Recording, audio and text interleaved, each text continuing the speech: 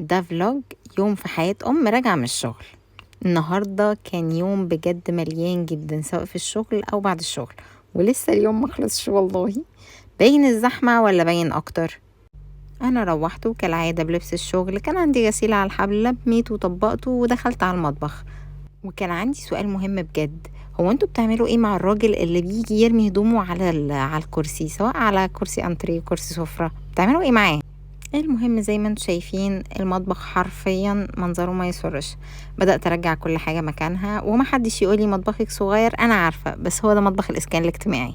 وكان عندي سؤال تاني، فين اللايكس، فين الفولو، فين الكومنتات الجميلة؟ بجد ما تقصروش معايا بالذات في الكومنتات، عشان تشجيعكم ليه بيفرق جدا.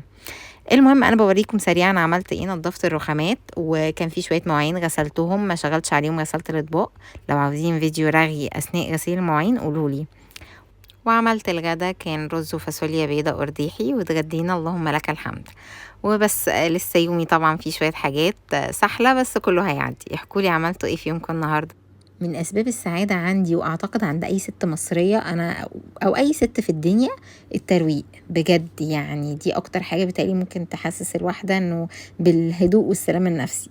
طبعا بعمل ريفل لاي حاجه بقى، طبعا حاجات كتير بتبقى في اكياس، اللي خلص بنرجعه مكانه. ده كان سكر كنت حاطاه في كيس لما ببقى خارجه او كده، واخده سكر دايت، ببقى حاطه في كيس فرجعته تاني، كل حاجه مكانها. ديت هتفرق معانا جدا، وهتحسسنا ان الدنيا لطيفه وظريفه. هو بمجرد ان كل حاجه بترجع في مكانها خلاص احنا كده روقنا، والدنيا زي ما انتم شايفين. غسلت الرخامه.